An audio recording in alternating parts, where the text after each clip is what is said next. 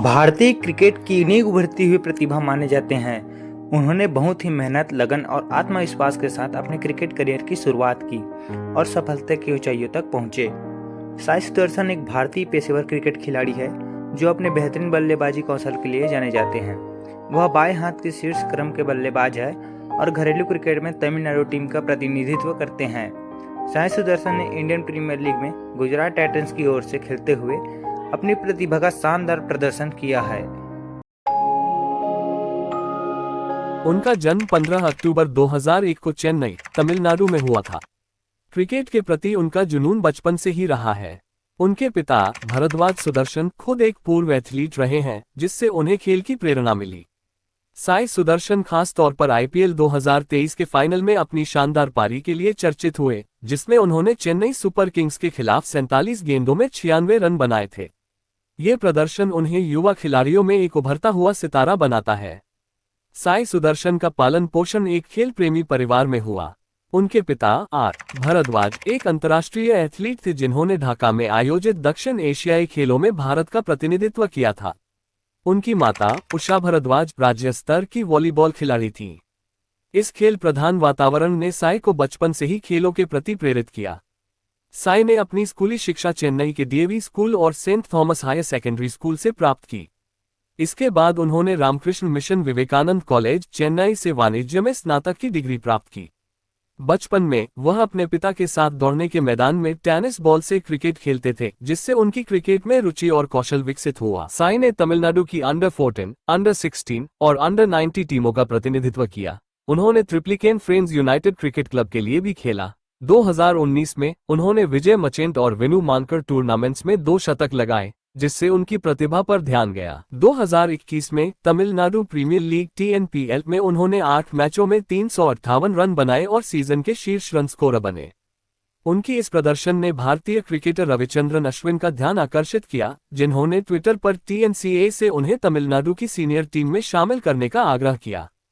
साई सुदर्शन की सफलता का श्रेय उनके खेल प्रेमी परिवार, प्रारंभिक प्रशिक्षण और कठोर परिश्रम को जाता है।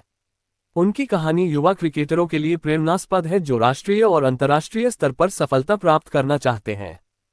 साई ने तमिलनाडु के लिए अंडर 16 और अंडर 19 स्तर पर क्रिकेट खेला। उनके बल्लेबाजी कौशल ने जल्दी ही चयनकर्ताओं का ध्यान खींचा।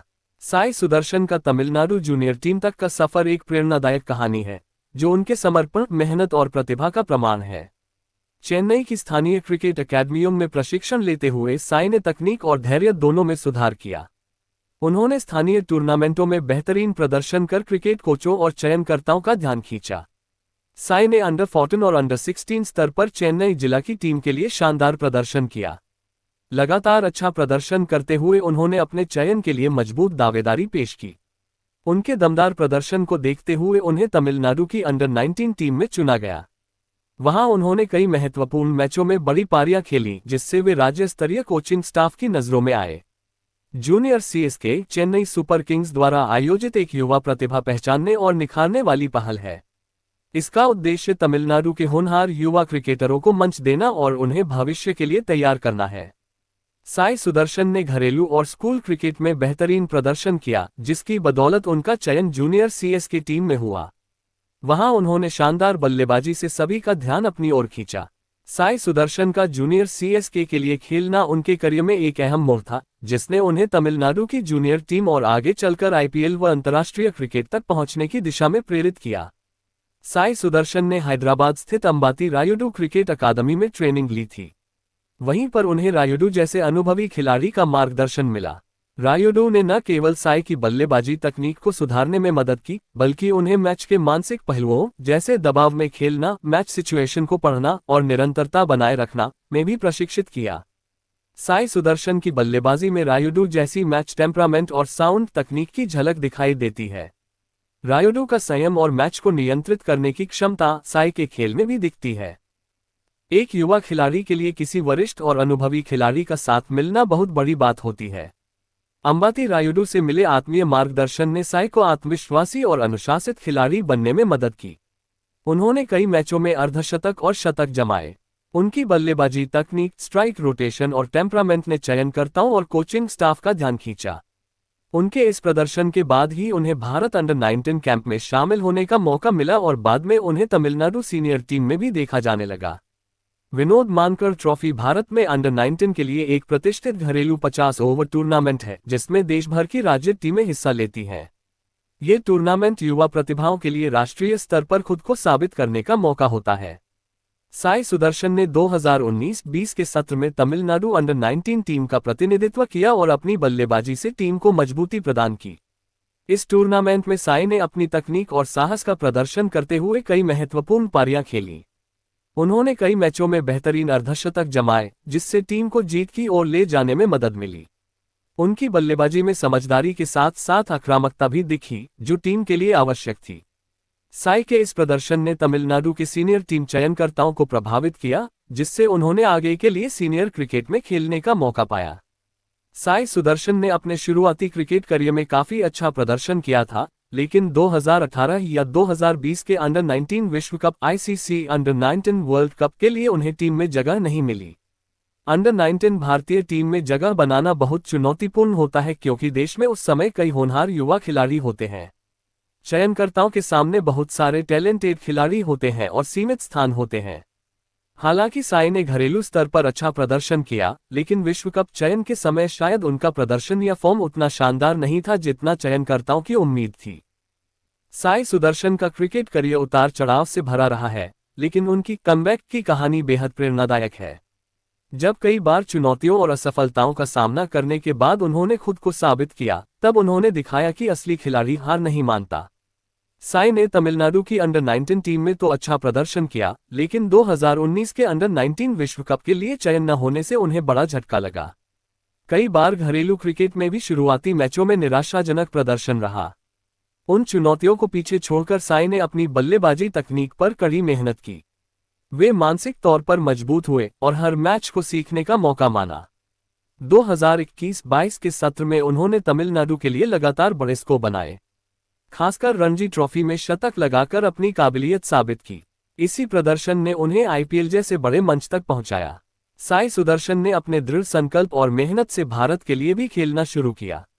उनके वनडे और टी20 अंतर्राष्ट्रीय मैचों में अच्छा प्रदर्शन उनकी कमबैक की कहानी को पूरा किया। 2020-21 के दौरान, जब पूरी दुनिया कोविड-19 महामारी की चपेट में थी, तब साई सुदर्शन सहित कई युवा क्रिकेटरों का खेल और करियर भी प्रभावित हुआ। इस कोविड ब्रेक ने उनकी क्रिकेट यात्रा में एक अनोखा दौर पेश किया।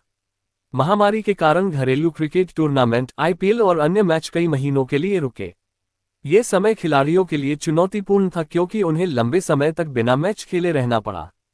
लॉकडाउन और सोशल डिस्टेंसिंग नियमों की वजह से साई सुदर्शन समेत कई खिलाड़ियों को नियमित टीम प्रैक्टिस और जिम ट्रेनिंग से दूर रहना पड़ा। उन्हें अपने घर पर ही सीमित संसाधनों के साथ अभ्यास करना पड़ा। अचानक खेल का रुक जाना और भविष्य को लेकर अनिश्चितता ने खिलाड़ियों के मानसिक स्वास्थ्य पर भी प्रभाव डाला। लेकिन साई ने इस समय का सदुपयोग किया और खुद को मानसिक रूप से मजबूत बनाया।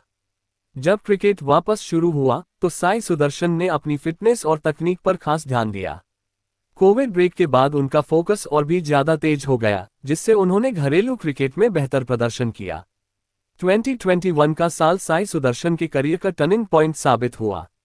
इसी साल उन्होंने तमिलनाडु प्रीमियर लीग में शानदार प्रदर्शन किया और फिर जल्द ही उन्हें तमिलनाडु की सीनियर स्टेट टीम में डेब्यू करने का मौका मिला। साई सुदर्शन ने 2021 के टीएनपीएल में बेहद आकर्षक बल्लेबाजी की। उन्होंने सीमित ओवरों की क्रिकेट में अपनी आक्रामकता और क्लास दिखाते हुए इन 9 मैचों में 358 रन बनाए।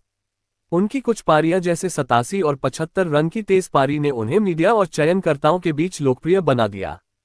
प्रदर्शन से प्रभावित होकर टीएनपीएल के बाद जल्द ही उन्हें तमिलनाडु की सीनियर टीम में शामिल कर लिया गया।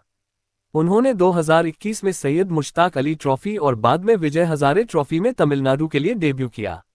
उन्होंने वहां भी शानदार फॉर्म जारी रखी और अपने शांत स्वभाव और समझदारी भरे शॉट से टीम के लिए उपयोगी पारियां खेली। आईपीएल 2022 साई सुदर्शन के करियर में एक बड़ा मोड़ लेकर आया। इसी सीजन में उन्होंने पहली बार इंडियन प्रीमियर लीग में डेब्यू किया और अपने शांत और सधे हुए प्रदर्शन से सभी को प्रभावित किया। गुजरात टाइटंस ने साई सुदर्शन को 20 लाख रुपए के बेस प्राइस पर 2022 की नीलामी में खरीदा था। साई सुदर्शन ने 11 अप्रैल 2022 को पंजाब किंग्स के खिलाफ डेब्यू किया। उन्हें विजय शंकर की जगह मौका मिला और उन्होंने इस मौके को शानदार तरीके से भुनाया।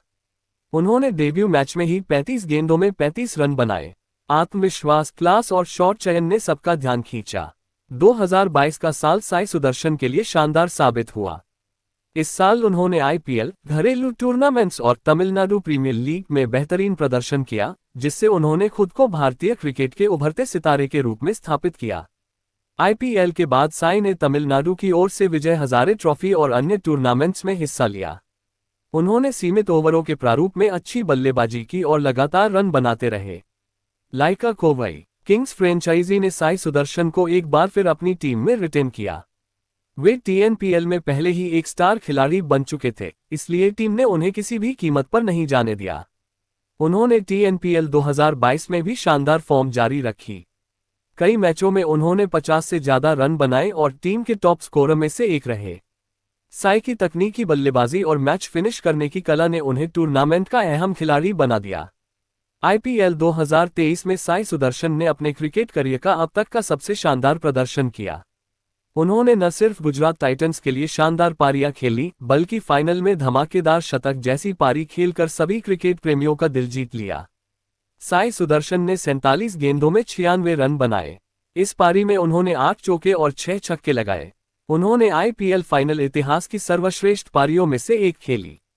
उन्होंने टीम को 200 प्लस का स्कोर दिलाने में अहम भूमिका निभाई।